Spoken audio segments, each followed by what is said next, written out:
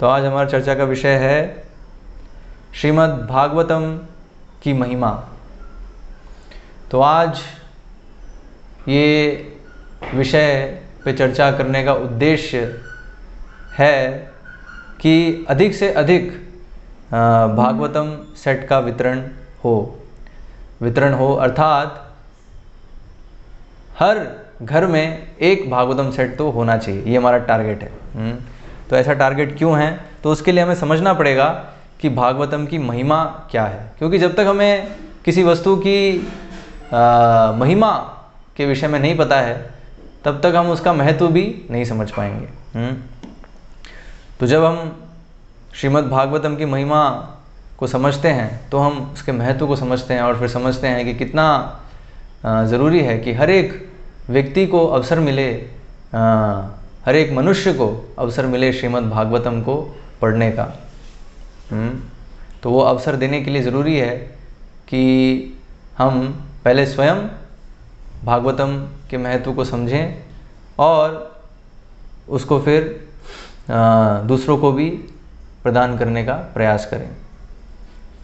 तो श्रीमद् भागवतम क्या है, पहले तो ये समझना होगा क्या है। बहुत बार लोग जो हैं भगवद गीता और भागवतम में कंफ्यूज हो जाते हैं, उनको लगता है कि एक ही है। कई बार ये प्रश्न भी पूछते हैं कि भगवद गीता और भागवतम में क्या अंतर है। तो दरअसल दोनों ही ग्रंथ कृष्ण के विषय में हैं, श्री कृष्ण के विषय में हैं। तो भगवद गीता जो है वो क्या है, श्री कृष्ण के द्वारा है, उनके वचन हैं और पूरे वेदों का सार है। श्रीमद् भागवतम वो भी कृष्ण के विषय में है लेकिन कृष्ण के बारे में है। और ऑफ कोर्स कई जगहों पे कृष्ण के वचन भी आते हैं भागवतम में, लेकिन अधिकतर जो श्रीमद् भागवतम है वो क्या है, श्री कृष्ण के विषय में है। और विषय में कैसे, उनके बारे में बहुत ही विस्तार से श्रीमद् भागवतम में बताया। इसलिए भागवतम बहुत सिंपल है। श्रीमद् भागवतम मतलब वो शास्त्र जिसमें भगवान के विषय में क्लियरली बताया, क्लियर कट, कोई जो है डाउट नहीं है, कोई संशय नहीं है कि कौन भगवान है और वो जो भगवान है उनका व्यक्तित्व क्या है, वो पूरे अच्छे तरीके से श्रीमद् भागवतम में समझाया। तो इसलिए श्रीमद् भागवतम का विषय क्या है, सिर्फ कृष्ण है ना, कृष्ण और जो भक्ति, कृष्ण भक्ति। तो इसलिए तो ये डिफरेंस है भगवद गीता में, भगवद गीता और भागवतम में। भगवद गीता में भगवान के वचन हैं और श्रीमद् भागवतम भगवान के बारे में है। और भगवद गीता में जो चीज़ें बताई गई हैं उसको और विस्तार से भागवतम में बताया गया है। कैसे, भक्तों के माध्यम से, मतलब इतने जो महान भक्त हुए हैं इतिहास में, उनके चरित्र का वर्णन है। तो और भगवान के अनेक जो अवतार हैं उनका वर्णन है। बहुत सारे जो पौराणिक कथाएं हैं वो भागवतम में आती हैं। और उन कथाओं के माध्यम से जो शिक्षा है, जो भगवद गीता की शिक्षाएं हैं, उसको और गहराई में प्रस्तुत किया गया है। तो हम देखते हैं वेद व्यास जी ने भागवतम कैसे लिखी। उन्होंने सब शास्त्र लिख दिए थे, फिर भी वो संतुष्ट नहीं थे। सारे वेद लिख दिए, सारे वेद, उपनिषद, पुराण, सबका उन्होंने संकलन कर लिया, फिर भी जो है वो संतुष्ट नहीं थे। तो नारद मुनि से उन्होंने पूछा कि क्या कारण है, मैं संतुष्ट क्यों नहीं हूँ। एक कमी महसूस हो रही है, एक अपूर्णता महसूस हो रही है। तो कारण क्या है उसका। तो नारद मुनि पहले तो डांटते हैं वेद व्यास जी को। क्यों डांटते हैं, क्योंकि वेद व्यास जी हम देखेंगे पूरे वेदों के माध्यम से क्या उन्होंने ब्रिज प्रीचिंग करी। तो आजकल बहुत चल रहा है ब्रिज प्रीचिंग का। तो ब्रिज प्रीचिंग क्या है कि हम जो है सबको जो है डायरेक्ट कृष्ण के बारे में नहीं बताएंगे, हम पहले बाकी जो है जो लोगों को सुनने में अच्छा लगता है वो बताएंगे। अगर लोग देवी देवता की पूजा करते हैं तो ठीक है, उनको कहेंगे ठीक है आप वो भी करिए और कृष्ण भक्ति भी करिए, साथ साथ करिए, कोई दिक्कत नहीं है, चलते रहे, देवी देवताओं की पूजा भी चलती रहे, कोई दिक्कत नहीं। या आप कुछ दूसरा मेडिटेशन करते हैं, करिए करिए, कोई दिक्कत नहीं। तो ये तो ब्रिज मतलब वो भी डायरेक्ट अभी कृष्णा कॉन्शियसनेस को नहीं ले सकते। तो इसलिए अभी उनको चाहिए कुछ और, उनको पीस चाहिए, पीस ऑफ माइंड चाहिए, उनको योगा चाहिए एक्सरसाइज के लिए, बॉडी फिट करने के लिए। तो ये सब चीज़ें जो है हम पहले देंगे। और धीरे धीरे फिर जब वो हमारे प्रति उनका पॉजिटिव एटीट्यूड हो जाएगा तो हम फिर उनको फिर एक्चुअल कृष्णा कॉन्शियसनेस देंगे। तो ये एक कंसेप्ट है ब्रिज प्रीचिंग का, जो कि आजकल बहुत चल रहा है। हाँ, तो वेद व्यास जी ने एग्जैक्टली ब्रिज प्रीचिंग ही करी है। वेद व्यास जी हम देखेंगे पूरे वेदों के माध्यम से क्या है, एग्जैक्ट जो है वही चीज़ है। तो डायरेक्ट नहीं बताया कृष्ण के बारे में। हाँ, सब जो है पहले 4 वेदों में तो क्या है, कर्मकांड, ज्ञान कांड है। तो ज्ञान कांड, कर्मकांड में तो कुछ है नहीं है। कर्मकांड में तो सारे यज्ञ हैं कि जिसको अपनी भौतिक इच्छाएं पूरी करनी है उसको क्या करना है, वो वेद व्यास जी ने लिख दिया। फिर ज्ञान कांड लिखा, उपनिषद हैं, तो उसमें भी जो है क्लियरली बताया, क्लियर डिस्क्रिप्शन नहीं है। परम सत्य जो है क्या है, निराकार, निर्गुण, इस तरीके से जो है। हाँ, तत्त्वमसि, अहम ब्रह्मास्मि है, इस तरह के शब्दों से जो है इनडायरेक्टली बताया है। जैसे वो एक वचन है, हाँ, कि जो परम सत्य हैं उनके पैर नहीं हैं लेकिन वो सबसे तेज दौड़ सकते हैं। हाँ, उनकी आंखें नहीं हैं लेकिन वो अंधकार में भी देख सकते हैं। हाँ, तो इस तरह के वचन है उपनिषद में, कॉन्ट्रडिक्टरी। तो कॉन्ट्रडिक्टरी जो चीज़ें हैं वो बताकर तो और कंफ्यूज कर दिया कि एक्चुअली परम सत्य क्या है। तो इसलिए इवन ज्ञान कांड पढ़ने पर भी लोग क्या सोचते हैं कि परम सत्य जो है निराकार है, उसका कोई आकार नहीं है। तो इस तरीके से ज्ञान कांड, और फिर सारे पुराण भी लिखे तो उसमें भी क्लियर डिस्क्रिप्शन नहीं है। देखते हैं जैसे हम जो तमोगुणी पुराण है, तमोगुणी लोगों के लिए जो पुराण है, हाँ, जैसे ये देवी पुराण, शिव पुराण, इसमें देखेंगे तो उसमें जैसे शिव पुराण है तो इसमें शिव जी कैसे गुणगान के, ऐसे शिव जी महान। हाँ, तो शिव पुराण कोई पढ़ेगा तो उसको लगेगा अरे कि शिव ही सुप्रीम है, परम जो है वो शिव जी हैं। तो इसलिए नारद मुनि ने वेद व्यास जी को डांटा सबसे पहले, तुमने क्या किया है, तुमने जो है ये ब्रिज प्रीचिंग करके सब सत्यानाश कर दिया है, एक्चुअली लोगों को कंफ्यूज कर दिया है बिल्कुल। इसलिए तुम्हें कमी महसूस हो रही है, इसलिए तुम्हें सेटिस्फेक्शन नहीं होगा क्योंकि तुमने एक्चुअली कंफ्यूज कर दिया लोगों को। तो फिर नारद मुनि फिर बोले, फिर वेद व्यास जी बोले वो तो अभी क्या करूँ। तो नारद मुनि फिर दिए इंस्ट्रक्शन कि अभी क्लियर बताओ, अभी परम सत्य के विषय में क्लियर कट बताओ, कौन है परम सत्य, भगवान कृष्ण के विषय में क्लियर बताओ और भक्ति के विषय में क्लियर बताओ अभी। हाँ, तो बिल्कुल साफ साफ बताते हुए भगवान के विषय में और भगवान की जो सेवा है, भक्ति है, उसके विषय में साफ, बिना किसी डाउट के, हाँ, कोई भी उसको पढ़े तो उसको क्लियर हो जाए, वो शास्त्र भी तुम लिखो। हाँ, तो नारद मुनि के कहने पर फिर सबसे लास्ट में जो है वेद व्यास जी ने श्रीमद् भागवतम को लिखा। नारद मुनि से सुना उन्होंने भगवान के विषय में और फिर वो जो है उन्होंने लिखा। तो ये श्रीमद् भागवतम है। अभी यही श्रीमद् भागवतम फिर वेद व्यास जी ने सुखदेव गोस्वामी को दिया। सुखदेव गोस्वामी कौन है, उनके पुत्र थे। और सुखदेव गोस्वामी ने फिर ये परीक्षित महाराज को दिया। और सुखदेव गोस्वामी और परीक्षित महाराज का संवाद है वो अभी हमारे पास जो है उपलब्ध है भागवतम के रूप में, रिकॉर्डेड। उनका जो संवाद है वो पूरा रिकॉर्डेड है। और एक्चुअली हम देखते हैं भागवतम में बहुत सारे संवाद आते हैं। सुतो गोस्वामी और नैमिषारण्य के ऋषियों के बीच में संवाद है, और फिर उस संवाद में फिर परीक्षित महाराज सुखदेव गोस्वामी का संवाद आता है। फिर उनके संवाद के बीच में फिर विदुर और मैत्रेय का संवाद आता है, और उसके संवाद के बीच में भी फिर कभी कभी हम देखते हैं नारद मुनि और ब्रह्मा जी का संवाद आ रहा है। ऐसे करके जितने भी महान भक्त हुए हैं उन सब का जो डिस्कशन है, कृष्ण कथा, कैसे वो आपस में कृष्ण कथा करते हैं, उसका पूरा जो है वर्णन वो हमें अभी भागवतम में दिखता है। तो अभी जो वर्तमान में जो हमारे पास भागवतम है तो उसमें 18,000 श्लोक हैं। 18,000 श्लोक में जो है पूरा वो उपलब्ध है, और उसके टोटल 18 पुस्तकें, 12 स्कंद हैं। तो ये प्रभुपाद ये रात भर बैठ के इसको ट्रांसलेट किए। ओरिजिनली वेद व्यास जी ने तो इसको संस्कृत में लिखा। अभी संस्कृत हम में से कितनों को आती है, हम तो पढ़ नहीं पाएंगे, समझ नहीं पाएंगे। तो इसलिए प्रभुपाद जी ने उसको अंग्रेज़ी में ट्रांसलेट किया, उनके फिर शिष्यों ने हिंदी में और अनेक अन्य भाषाओं में उसको रूपांतरित किया। तो अभी हमारे पास हिंदी में भी उपलब्ध है। तो जो हिंदी भाषी हैं वो हिंदी में उसको पढ़ सकते हैं। तो हर एक श्लोक का अनुवाद और तात्पर्य, विशद तात्पर्य जो है वो उपलब्ध है। तो शिला प्रभुपाद ने रात भर बैठ के जो है इन तात्पर्यों को लिखा।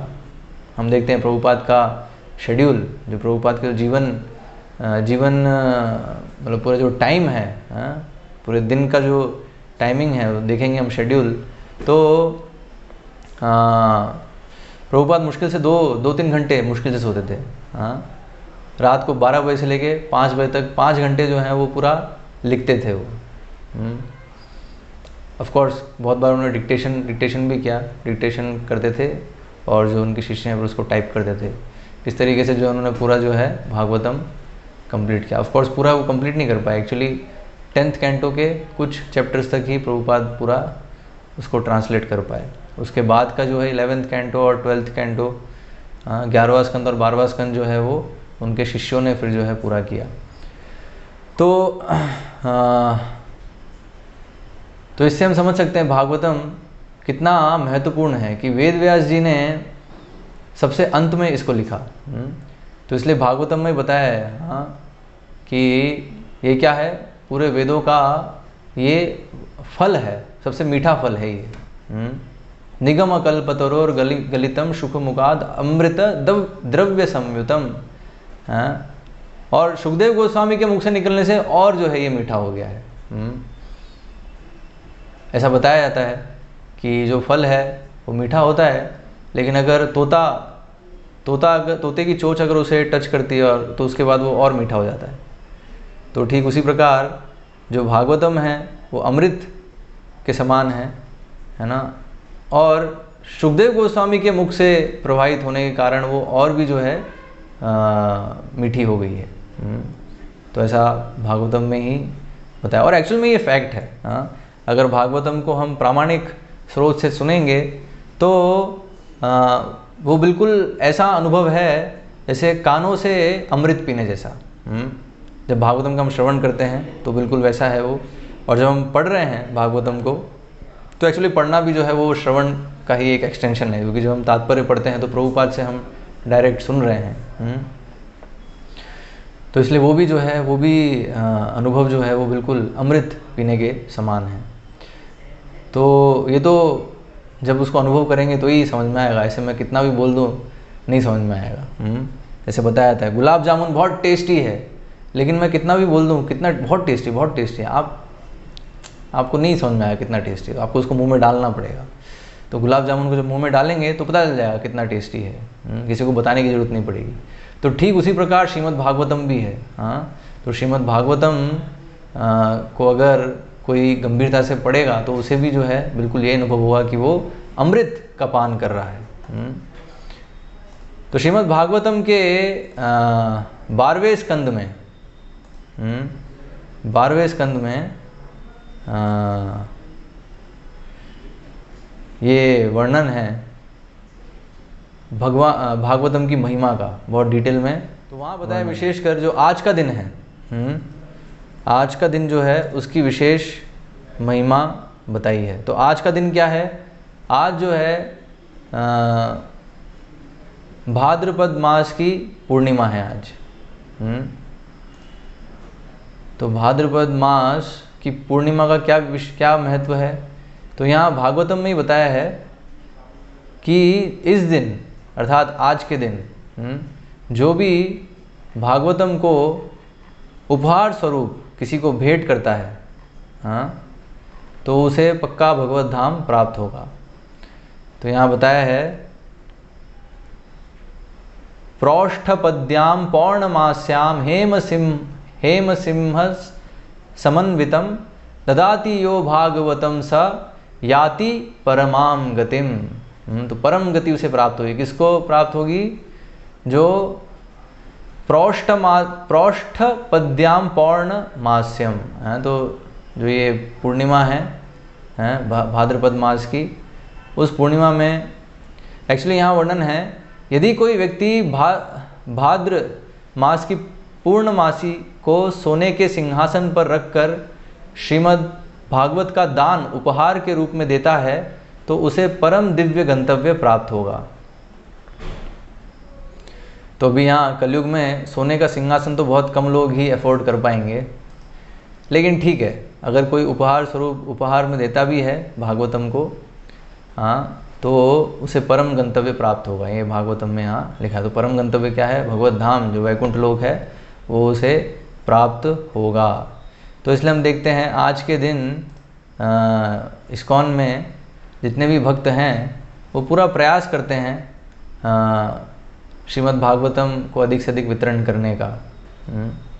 तो अभी हम देख रहे हैं, अभी हम यहाँ चर्चा कर रहे हैं, तो अभी पूरी मंदिर से भक्तों की टीम गई है बाहर, प्रयास करने की आज कुछ जो है भागवतम सेट वितरण हो जाए। तो ऐसे आप लोगों से भी अनुरोध है कि जिनके पास नहीं है भागवतम सेट, तो आज के दिन वो ले सकते हैं और घर में अपने स्थापित करें, और उसको फिर रोज़ पढ़ें।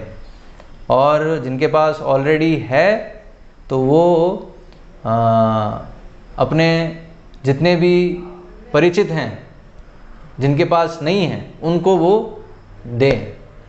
प्रयास करें, थोड़ा पुश करना पड़ेगा, सबको बताना पड़ेगा एक्चुअली। जिनको वही जैसे महिमा, जो भागवतम की महिमा जो है बताएंगे, तो तो कोई मूर्ख ही होगा जो उसको लेना नहीं चाहेगा। जो भी मनुष्य है, और सुबुद्धि है ना, थोड़ी भी उसमें सद्बुद्धि है, तो भागवतम की महिमा सुनने के बाद तो उसे बिल्कुल जो है वो रखना चाहेगा घर में। तो जब हम डिस्ट्रीब्यूशन के लिए जाते हैं तो बहुत बार जो है लोग कुछ प्रश्न करते हैं, तो उन प्रश्नों का जवाब उसको कैसे टैकल करना है वो मैं यहाँ पे थोड़ा प्रयास करूँगा सभी भक्तों को उसमें थोड़ी मदद मिले। तो बहुत बार जब हम भागवतम दिखाते हैं तो पहले तो क्या है, लोग डर जाते हैं। लोग सोचते हैं अरे इतनी सारी पुस्तकें, क्योंकि 18 पुस्तक है, पूरा एक कार्टून है ना, पूरा कार्टून, पूरा उसको हम लगा देंगे तो एक बिल्डिंग बन जाएगी पुस्तक की। पूरा एक कार्टून आता है वो पूरा पुस्तक का। तो 18 पुस्तकें एक साथ देख के लोग घबरा जाते हैं, अरे इतनी सारी हम कैसे पढ़ेंगे, हैं तो संभव ही नहीं है, एक एक करके ले लेंगे हम, ऐसे करके कई लोग बोलते हैं। तो उनको समझाना है हमें कि एक्चुअल में भागवतम जो है ये पूरी एक पुस्तक है, ये ऐसा नहीं है कि अलग अलग पुस्तकें हैं, ये पूरी जो है एक पुस्तक है। उसको अलग में हमने डिवाइड किया ताकि हम उसको पढ़ सकें, वरना है एक्चुअली एक ही पुस्तक हो, ठीक है। लेकिन क्योंकि प्रभुपाद ने हर एक श्लोक का विशद अनुवाद और तात्पर्य दिया है, तो इसलिए वो जो है इतनी मोटी हो गई है, तो ताकि हम इसको अच्छे से समझ सकें। तो है वो एक ही पुस्तक, तो इसको एक बार में लेनी है, अलग अलग करके नहीं ले सकते, एक बार में ही लेनी है, ठीक है। और ये क्या है, पूरा जो भागवतम है, जो अलग अलग जो उसके भाग हैं, जैसे प्रथम स्कंद है तो वो बताया प्रथम स्कंद जो भगवान के चरण हैं, ऐसे कर करके जो है हर एक स्कंद को जो है बताया है, वो भगवान के अंगों से उसका कंपैरिजन किया है। ऐसे दशम स्कंद है वो भगवान का मुख है, ऐसे करके जो है। तो ये क्या है, भागवतम भगवान से अभिन्न है, ये चीज़ समझनी है अच्छे से। ये हम देखते हैं इवन जो नैमिषारण्य के ऋषि हैं वो ये प्रश्न करते हैं सुत गोस्वामी से कि भगवान कृष्ण के जाने के बाद, कलयुग के प्रारंभ में अर्थात द्वापर युग के अंत में जब भगवान चले गए, तो अभी धर्म की रक्षा कौन कर रहा है अभी, ये प्रश्न था नैमिषारण्य के ऋषियों का। तो सुत गोस्वामी ने उत्तर में क्या बताया, सुत गोस्वामी ने बताया कि दरअसल कलयुग में जो ये श्रीमद् भगवान गए लेकिन अपने पीछे भागवतम छोड़ गए। तो जो भागवत पुराण है दरअसल वो जो है कलयुग में सबको मार्गदर्शन देगा, धर्म की स्थापना इसी से होगी। और जो भी भागवतम को पढ़ेंगे, उसके प्रिंसिपल्स को फॉलो करेंगे, तो वो कलयुग के प्रभाव से बचे रहेंगे। जहाँ पर भी भागवतम है, जिस घर में भागवतम है वहाँ कली प्रवेश नहीं कर सकता, है ना। ये बहुत इंपॉर्टेंट पॉइंट है, ये इसको नोट कर लें, इसको बताना है हमें जिसको भी, है ना। जहाँ भागवतम है वहाँ कली प्रवेश नहीं कर सकता, ठीक है। तो इसलिए महत्व है। तो ये भागवतम जो है पूरी एक पुस्तक है और ये भगवान से अभिन्न है, ठीक है। इसको हम रख रहे हैं घर में तो साक्षात भगवान को हम स्थापित कर रहे हैं। और जहाँ पर भी भागवतम है वहाँ पे कली का प्रवेश नहीं होगा, वो जो स्थान है वो पवित्र रहेगा, वो स्थान अपना पवित्र हो जाता है। और जहाँ भागवतम नहीं है उसका बताया वो घर क्या है, वो शमशान के जैसा है एक्चुअली। जिस घर में भागवतम नहीं है वो शमशान के समान है। तो ये समझाना है। तो इसलिए घर को घर बनाना है तो भागवतम आवश्यक है, अनिवार्य है। और पढ़ने का ठीक है, आप धीरे धीरे पढ़िए, ऐसा नहीं कि एक बार में इसको पढ़ना है। तो वो जो घबरा जाते हैं इतनी सारी पुस्तक कैसे पढ़ेंगे, वो टेंशन मत करिए, आप इसको रखिए और एक एक करके पढ़ते रहिए। रोज़ जो है 1 श्लोक 2 श्लोक जितनी आपकी कैपेसिटी है उतना आप पढ़िए, एक बार में कंप्लीट नहीं करना है ना। वो जो है धीरे धीरे उसको पढ़ना है, ठीक है। तो इस तरीके से जो उनका एक वो फियर है कि अरे एक बार में इतनी सारी पुस्तक कैसे पढ़ेंगे, तो वो हमें इस तरीके से समझाना है कि जो है ये एक बार में नहीं पढ़ना है, धीरे धीरे पढ़ना है। और इसका महत्व, रखने का महत्व, कई लोग बोलते हैं अरे रखी रहेगी, हैं हम ले लेंगे, पढ़ेंगे नहीं, रखी रहेगी। तो उसको समझाना है अगर रखी रहेगी तो भी अच्छा है। हाँ, घर में इतनी सारी चीज़ें फालतू रखी हुई हैं, उनको निकालो और भागवतम को रखो तो बेस्ट है। हम देखते हैं घर में कितनी सारी चीज़ें फालतू ऐसे रखी रहती हैं, जो काम नहीं आती, बस ऐसे शो के लिए रखी हुई है। हाँ, कि दूसरे लोग आएंगे, वो देखेंगे और वाहवाही करेंगे, हैं, वरना उसका और कोई मतलब नहीं, और कोई पर्पस नहीं, ऐसे ही रखी हुई है बस। तो ऐसी चीज़ों से अच्छा है भागवतम को रखना, क्योंकि भागवतम से एक्चुअल में जो है लाभ होगा। अगर रखी रहेगी तो भी, बाकी चीज़ें रखी हैं तो कुछ लाभ नहीं हो रहा है, हाँ, उसको यूज़ नहीं कर पा रहे। लेकिन भागवतम अगर होगा तो एक्चुअल में हमारा लाभ होगा। जो भी उसको रखेगा उस व्यक्ति को, मतलब उस घर में जितने भी लोग हैं, परिवार के जितने भी सदस्य हैं, सबको बहुत लाभ होगा। वहाँ कभी कोई नेगेटिव चीज़ हो ही नहीं सकती, मतलब पॉजिटिव एनर्जी वहाँ पे हमेशा रहेगी, है ना। ये चीज़ हमें अच्छे से समझाना है। तो अगर पढ़ेंगे नहीं, और फिर दूसरी चीज़ क्या है, दूसरा एक तो ये चीज़ है, जब ये बोलते हैं कि अरे रखी रहेगी कैसे पढ़ेंगे, अगर रखी रहेगी तो भी बहुत अच्छा है। दूसरी चीज़, अगर रखी रहेगी तो ये एक पॉसिबिलिटी है, संभावना है कि पढ़ेंगे, और अगर रखी नहीं है तो पढ़ने की तो कभी संभावना नहीं, कभी नहीं पढ़ पाएंगे। ठीक है, तो उस दृष्टि से भी रखना अच्छा है। रखी होगी तो कभी ना कभी तो पढ़ेंगे, और कोई ना कोई तो पढ़ेगा। परिवार में, एक घर में ऐसा तो नहीं है कि एक या दो लोग ही हैं, बहुत सारे लोग हैं। तो वो लोग पढ़ सकते हैं। हो सकता है कि मतलब जो परिवार का जो मुखिया है उसको समय नहीं मिल रहा, लेकिन जो परिवार में बाकी जो बच्चे हैं या माताएं हैं, है ना, जिनके पास समय है, तो वो जो है समय, जब उनके पास फुर्सत है तो उस समय वो पढ़ सकते हैं भागवतम को। कोई ना कोई तो पढ़ेगा, हाँ, रखी रहेगी तो। इसलिए अगर घर में रखी है तो हर तरीके से शुभ है। ये चीज़ हमें कन्विंस करनी है, पहले खुद कन्विंस होना है, हमारे घर में रखें, और फिर जो है हमारे जितने भी परिचय में हैं, संबंध में हैं, उनके घर में भी हम जो है भागवतम को रखवाएं। फिर तो ये कुछ होते हैं, है ना, प्रश्न जो हैं कि एक तो रखी रहेगी कैसे पढ़ेंगे, हैं, कैसे पढ़ेंगे नहीं, रखी रहेगी, हाँ, फ्री होता है, रखी रहेगी तो अपमान होगा, हाँ, हमने ले तो ली, लेकिन अगर रखी रहेगी पढ़ेंगे नहीं तो अपमान होगा। तो ये समझाना है, नहीं, अपमान नहीं होगा, कोई अपमान नहीं होगा। अगर रखी भी है तो भी आप तो सम्मान, अगर आप नहीं रख रहे हैं तो अपमान कर रहे हैं। अभी हम देने आए हैं और अभी आप नहीं रख रहे हैं तो आप अपमान कर रहे हैं। भगवान साक्षात आए हैं आपके घर में विराजमान होने के लिए, और आप भगा रहे हैं, है ना, आप जो हैं कर रहे हैं, नहीं नहीं नहीं, हम रख नहीं सकते, आप निकलिए। हाँ, तो ये अपमान कर रहे हो एक्चुअली।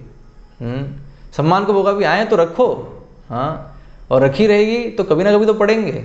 हाँ, तो अगर रख रहे हैं आप घर में तो सम्मान कर रहे हैं, अगर नहीं रख रहे हैं तो फिर आप अपमान कर रहे हैं। ठीक है, तो इसलिए सम्मान वाला जो पॉइंट है उसमें ये हमें बताना है कि अगर आप नहीं रख रहे हो तो आप सम्मान नहीं कर रहे हो। हाँ, ठीक है, ये एक हो गया। फिर ऐसे जो है कई, मतलब बेसिकली क्या है, अवॉइड, हम देखेंगे जब भी हम भागवतम किसी को देने की कोशिश करते हैं तो वो जो हर एक जीव की एक प्रोपेंसिटी है कृष्ण को अवॉइड करने की, हाँ, वो हमें दिखेगी। हाँ, तो बहुत सारे वो जो है बहाने, बहुत सारी चीज़ें वो बोलेगा कि अरे अभी बाद में रखेंगे, अभी नहीं, बाद में, है ना, ऐसे करके टालने की कोशिश करेगा, क्योंकि ये प्रवृत्ति है हर एक जीव की, है कि कृष्ण उसको अवसर दे रहे हैं लेकिन वो हमेशा उसको टाल रहा है। हाँ, तो इसलिए जो भक्त हैं तो उनको समझना है कि ये तो ऐसे ही करता रहेगा हमेशा। ठीक है, लेकिन किसी तरह हमें इसको जो है भागवतम देना ही है ताकि इसका उद्धार हो, क्योंकि अगर उसके पास नहीं होगी तो फिर कभी भी जो है उसको फिर अवसर नहीं मिलेगा उसको पढ़ने का, और वो नहीं पढ़ेगा तो उसका मनुष्य जीवन व्यर्थ है। हाँ, जैसे आप देख रहे हैं पीछे, अगर आपको दिख रहा हो जो श्लोक लिखा है, हाँ, पीछे क्या श्लोक लिखा है, भागवतम का श्लोक है, लब्ध्वा सुदुर्लभम इदम बहु संभवन्ते। हाँ, कि ये दुर्लभ मनुष्य जीवन मिला है, और इसमें अगर भागवतम नहीं पढ़ा तो वेस्ट, फिर पूरा जीवन फिर वेस्ट हो गया मनुष्य जीवन। तो उसका मनुष्य जीवन व्यर्थ नहीं हो तो वो अवसर हम दे रहे हैं, तो वो तो मूर्ख है, उसको समझ में नहीं आ रहा है, तो उसको समझाने का प्रयास करना है हमें, और किसी न किसी तरह जो है प्रयास करना है कि भागवतम वो रख ले घर में। तो है ना, मतलब इससे बेस्ट चीज़ जो है वो हो नहीं सकती। हाँ, ये सबसे बेस्ट चीज़ है। देने वाला भी जो है भगवत धाम जाएगा, लेने वाला भी भगवत धाम जाएगा। और खासकर आज के दिन, आज के दिन तो विशेष महिमा है। हाँ, आज जो पूर्णिमा है तो उस आज के दिन जो भी भागवतम देगा और जो भी लेगा, दोनों पक्का भगवत धाम जाएंगे। ठीक है, बाकी दिन भी महत्व है, ऐसा नहीं है कि भागवतम का बाकी दिन महत्व नहीं है। श्रीमद् भागवतम का हर दिन महत्व है। हाँ, लेकिन एक बोलते हैं ना डिस्काउंट, एक डिस्काउंट ऑफर। तो आज के दिन क्या है, भगवान की तरफ से डिस्काउंट ऑफर है। क्या है डिस्काउंट ऑफर? तो ये है कि आज के दिन अगर कोई भागवतम देता है तो उसका तो पक्का है, पक्का जो है टिकट उसका कट जाएगा। है गोलोक वृंदावन जाने का टिकट पक्का उसका कट जाएगा। हाँ, बाकी दिन देता है और फिर अगर वो भक्ति में नहीं लगता है अपने आप को, मतलब ऐसा कभी कभी हम देखते हैं, कभी कभी जो भक्त हैं वो शुरुआत में आते हैं, बहुत उत्साहित होते हैं और पुस्तक वितरण भी करते हैं, भागवतम सेट भी देते हैं, लेकिन कुछ समय बाद जो है भक्ति से स्लिप हो जाते हैं, मतलब वापस से माया में चले जाते हैं। तो उनका फिर मुश्किल है ना, उनका जो है बहुत ही मुश्किल है। ऑफ कोर्स फिर से आएंगे वो, जब माया देवी उनको लाते मारेगी तो फिर से आएंगे भक्ति में, लेकिन उनको हो सकता है बहुत डिले हो जाए, बहुत हो सकता है ये जन्म भी निकल जाए। लेकिन ये एक स्पेशल डिस्काउंट ऑफर जो है भगवान दे रहे हैं कि अगर कोई आज के दिन अगर भागवतम खासकर यहाँ भेंट में बताया, भेंट में उपहार में देता है किसी को, तो भगवत धाम वो पक्का आ जाएगा, परम गंतव्य उसे प्राप्त होगा। यहाँ ये श्लोक में बताया ना, याति परमाम गतिम, तो इसलिए भागवतम में दिया तो ये फैक्ट है। ठीक है, इसको अपन मतलब इसमें कितना भी लॉजिक तर्क लगा रहे हैं, ऐसा क्या हो सकता है। हाँ, भागवतम में दिया है मतलब ये फैक्ट है। ठीक है, सुतु गोस्वामी स्वयं कह रहे हैं, जो भागवतम के प्रवक्ता हैं। हाँ, तो वो भी भागवतम समाप्त कर रहे हैं। ये दरअसल 12वें स्कंद में आता है। तो 12वां स्कंद क्या है, दरअसल भागवतम अभी जो है वो एक तरह से सुतो गोस्वामी जो हैं उसको कंक्लूड कर रहे हैं। पूरा जो चर्चा हुआ उसका निष्कर्ष निकाल के भागवतम की महिमा का वहाँ वर्णन कर रहे हैं। तो इसलिए आज के दिन जिन भी भक्तों के पास अभी तक नहीं है भागवतम, तो वो भागवतम आज रखें अपने घर पे, और जिनके पास है वो उसको किसी और को देने का प्रयास करें। ठीक है, तो आज हम यहाँ विराम देंगे। हरे कृष्णा।